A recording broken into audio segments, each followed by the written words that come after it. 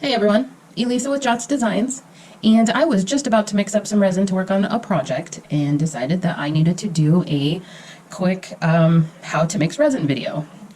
I know a lot of people that do resin kind of forget that there's a lot of people that don't do resin, basically, and don't know all the ins and outs and how simple mixing can be, but also that while you're mixing, there are some things that could actually cause your resin to mix incorrectly or cause a reaction and it to cure faster and things like that. So I just thought I'd do a quick video. While I was mixing, I'd talk about some things and some tips, some tricks I know about, and I will hopefully help you out there.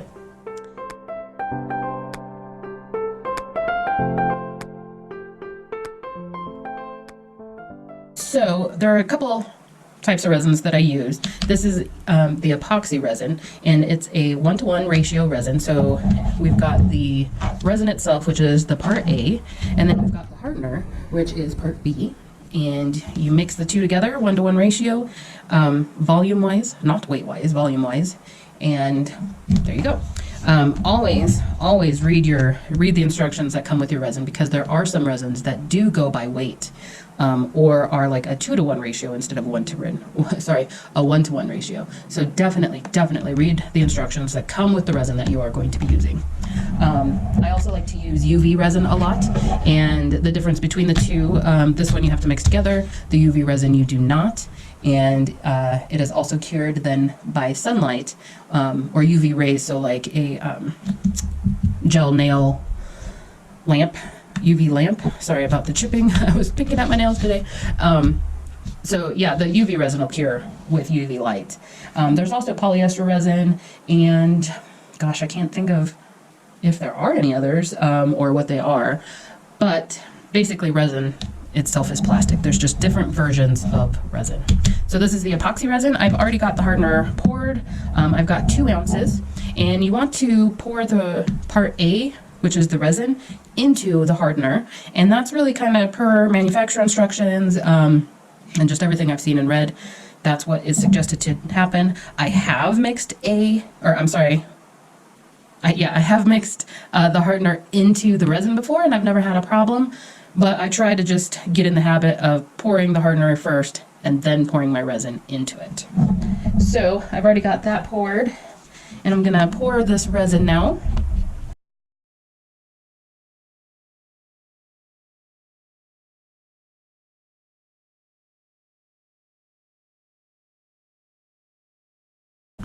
So this is just a silicone, I think it's like a cake spatula. You just find it in the kitchen aisles, basically, of like Walmart or Target. Amazon, of course, has them. And you can use a wooden stick if you want. Some believe that these definitely cause bubbles as well. I am actually going to be sticking this into my vacuum chamber, so I just wanted to try to not cause as many bubbles if possible. But the biggest thing when you're mixing, I'm sure you can see, but it's kind of this like cloudy, wispy, definitely not clear thing going on here. So you just want to continue mixing, and again, read your directions. This one, I'm just seeing if it actually says, because I've used it so long that I don't remember what it actually says on the bottle. Here we go. This one says mix 2 to 4 minutes with a drill. Because they do countertops a lot, there's a lot of times they're mixing larger quantities, so I don't need a drill. I can just do this by hand, it's easy. But if you're doing big buckets for like counters or something, definitely use a drill. But you want to make sure you scrape your sides, and also scrape the bottom, and also scrape your stick. And when I'm using plastic, I like to bend it so that way it makes it a little bit flatter for the sticks to make sure that everything's getting scraped off. And what this does, scraping the sides, the bottom, the stick, it just makes sure that anything that's not mixed gets grabbed and is then mixed in with everything else. Because it's possible, if you don't mix everything in, it's possible that your resin won't cure fully, or it might have some sticky spots that didn't cure. And then also, especially with the stick, if you've got everything mixed and you mixed up your colors and whatnot, and then you go and it wasn't fully mixed on the stick, or you didn't scrape your stick, so everything wasn't fully mixed on the stick, and then you scrape it off onto your canvas, you're going to probably have some edges that aren't fully cured as well. So you want to make sure you mix everything well, scrape your sides and scrape your stick and scrape the bottom. So you can see it's definitely cleared up quite a bit, and it's really just kind of bubbly now. It's got lots of bubbles, but that wispy, kind of cloudy look has gone away. So I'm just going to stir just a little bit more. It's always better to be safe than sorry, but always keep in mind, the more you have in a bucket and it's just sitting there not really doing anything, it's going to start curing, and you want to make sure you get it distributed into your other cups of colors, or if you're just using clear, make sure you pour it onto your surface as quickly as possible. That way you just don't have, you have less chances of it reacting the way you don't want it to, and it starts getting like marshmallowy and stringy, or even there was one time I was making a large batch because I wanted to do a flood coat on something and then also use the rest of the resin to start creating something.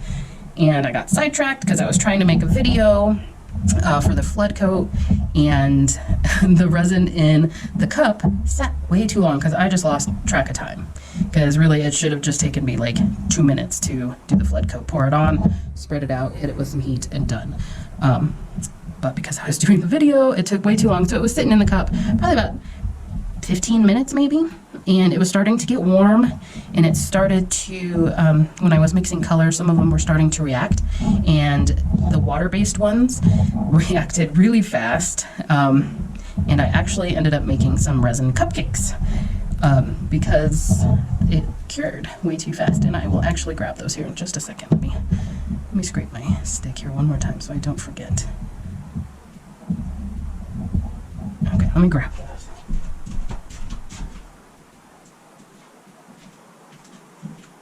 So I used water-based colors, and just because the resin itself was reacting already, it just completely solidified in the cup into kind of like a cupcake form.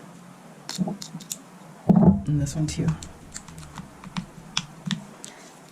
Oh, I don't want to have resin flying everywhere, but it looks like a cupcake, but it's good and hard and solid. So things that can happen with resin and go wrong, so don't leave it in a cup.